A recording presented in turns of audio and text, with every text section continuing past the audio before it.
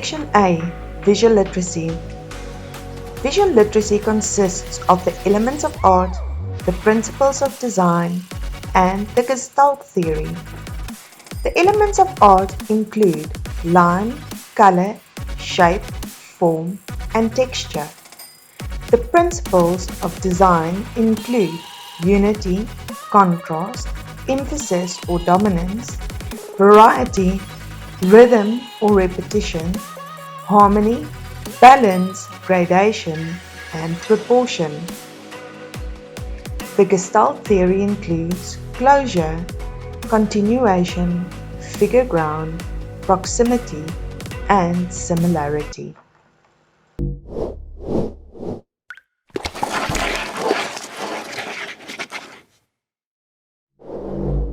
A line is a mark made by a moving point and possesses psychological impact according to its direction, weight, and the variations in its direction and weight. Shape and form are areas of masses which define objects in space. Form and shape imply space. Indeed, they cannot exist without space.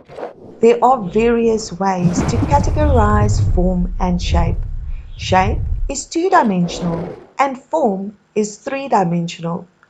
Two-dimensional shapes have width and height. Three-dimensional forms have depth as well as width and height.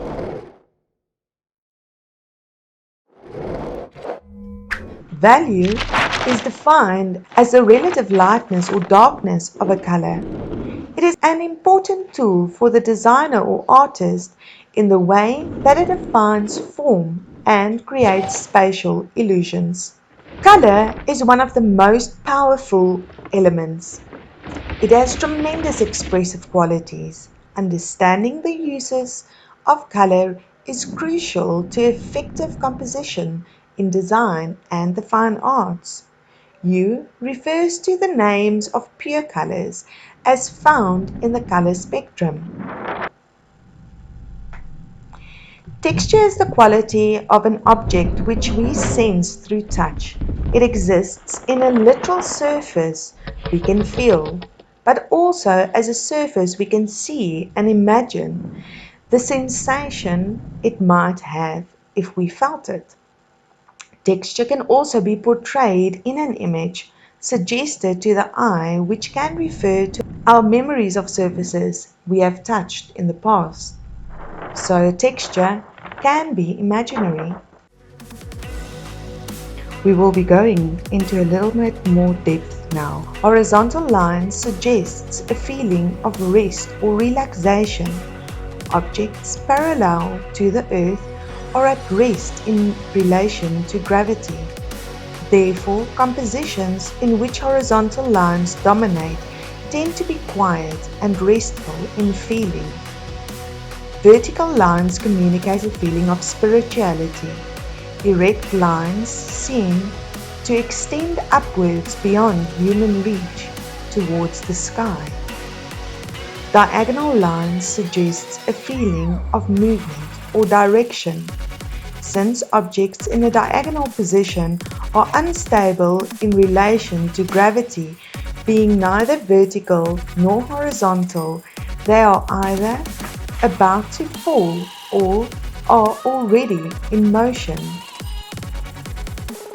A combination of horizontal and vertical lines communicates stability and solidity.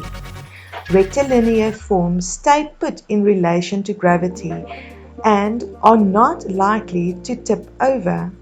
This stability suggests permanence, reliability, and safety. Deep acute curves, on the other hand, suggests confusion, turbulence, even frenzy, as in the violence of waves in a storm, the chaos of a tangled thread, or the turmoil of lines suggested by the forms of a crowd. Soft, shallow curves suggests comfort, safety, familiarity, relaxation.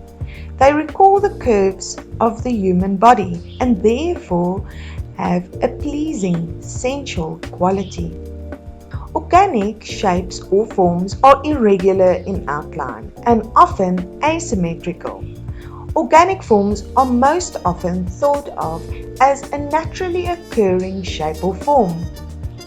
Geometric shapes are mathematical in nature, such as squares, rectangles, or circles. The three-dimensional forms of these shapes are cubes, spheres, and cones. Forms and shapes that are not natural are referred to as inorganic and usually refers to man-made structures such as appliances and architecture.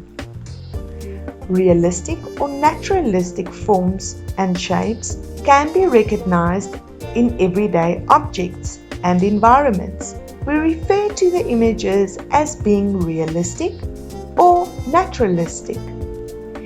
If the images are difficult or impossible to identify in terms of our normal daily visual experience, we may refer to the images as abstract. Whenever we look at a flat surface, a picture, a television screen, or a computer screen, and assume we are looking at spaces and objects that have depth, we are accepting a set of visual signals that create an illusion of three-dimensional space. Three-dimensional cues are so common today that we are almost unaware of them. In order to create the illusion of space in a two-dimensional format, the following tools should be employed: overlapping, changing size and placement, linear perspective, relative view and value, and atmospheric perspective. The simplest tool for indicating three-dimensional space is overlapping.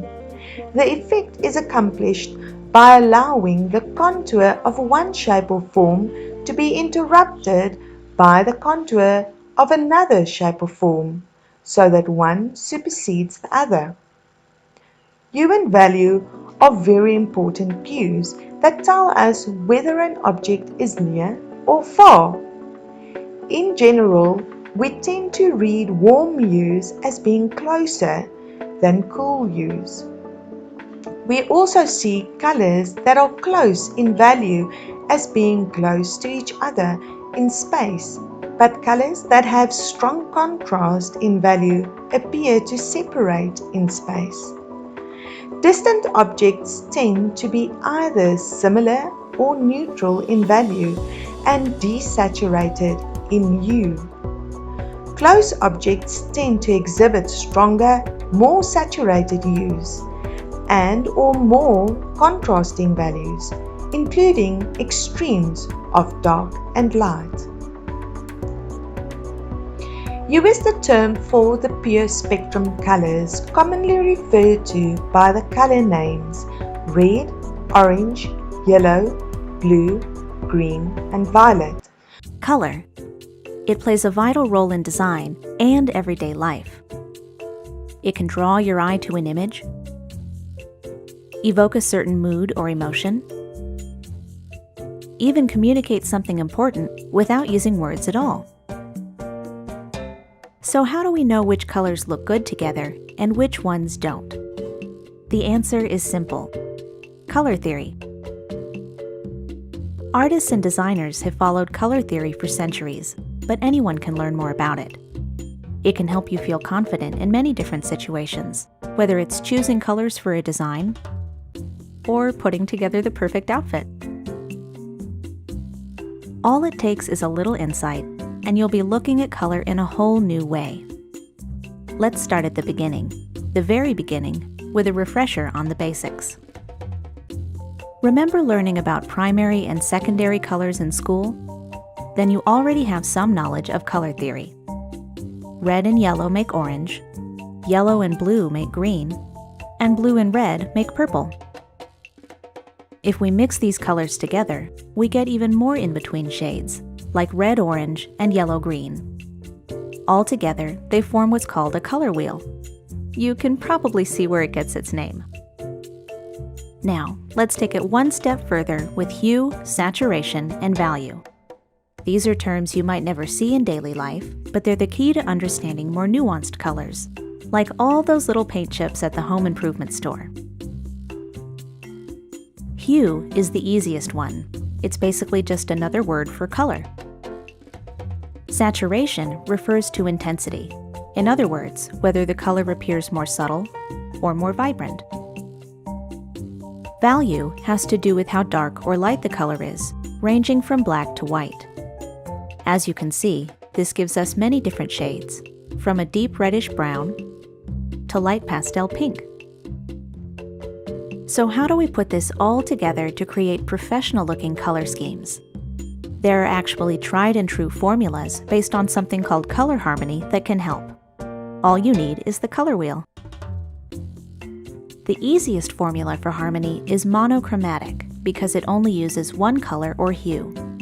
Just pick a spot on the color wheel and use your knowledge of saturation and value to create variations. The best thing about monochromatic color schemes is that they're guaranteed to match.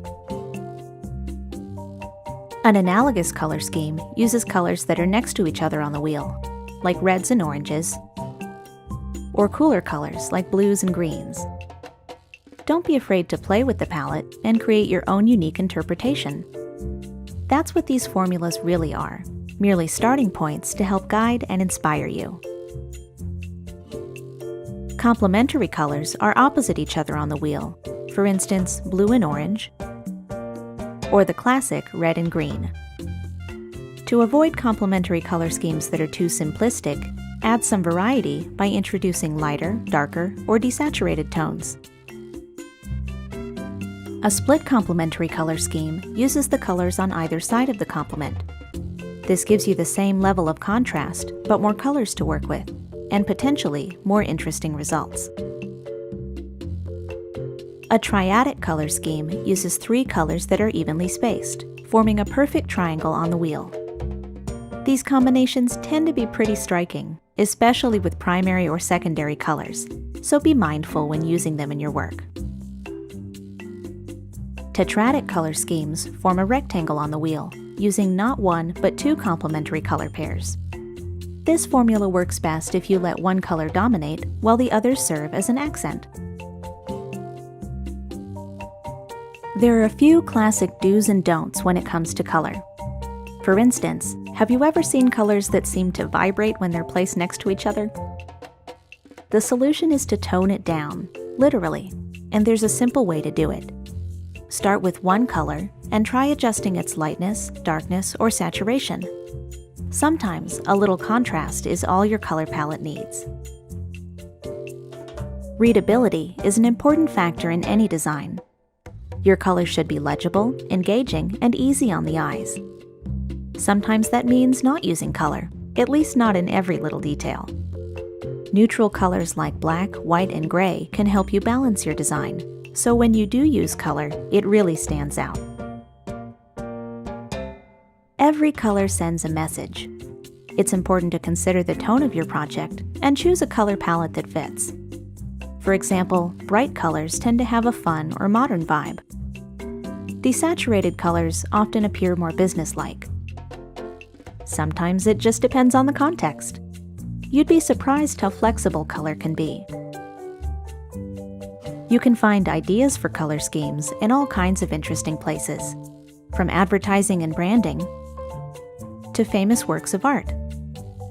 You can even use a web resource to browse color palettes or generate your own. Even experienced designers take inspiration from the world around them. There's nothing wrong with finding something you like and making it your own. Everywhere you look, there's color, color, and more color. It can be intimidating to use it in your work, but it doesn't have to be. Just keep experimenting and remember what you've learned about color theory. Soon, choosing great-looking colors will feel like second nature.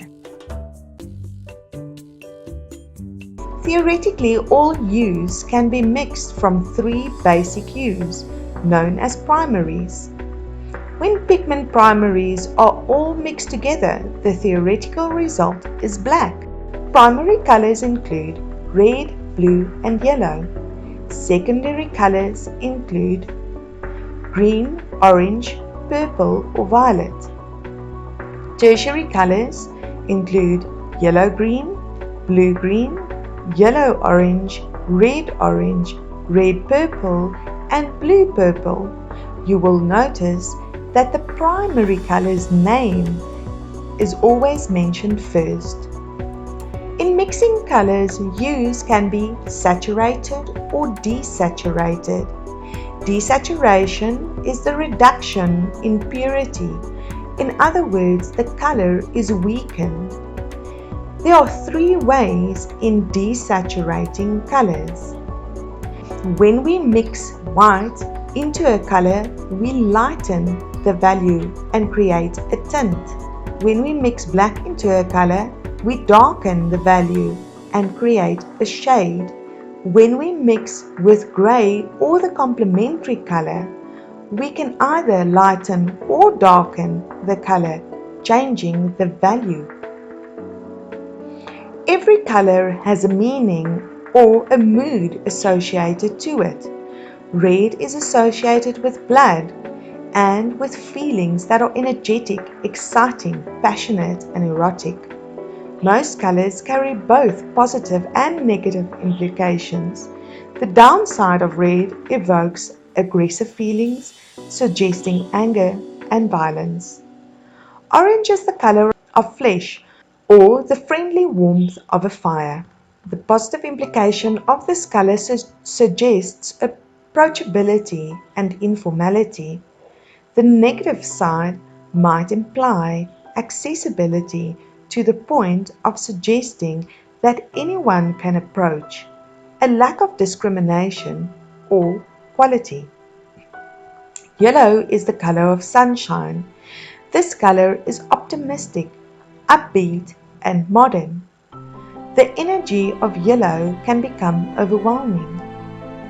Green, in its positive mode, suggests nature, life, stability, restfulness, and naturalness. On the other hand, green, in some tones or certain contexts, might instead suggest decay, toxicity, and artificiality. Blue suggests coolness, distance, spirituality, or perhaps reserved elegance. Some shade of blue is flattering to almost anyone.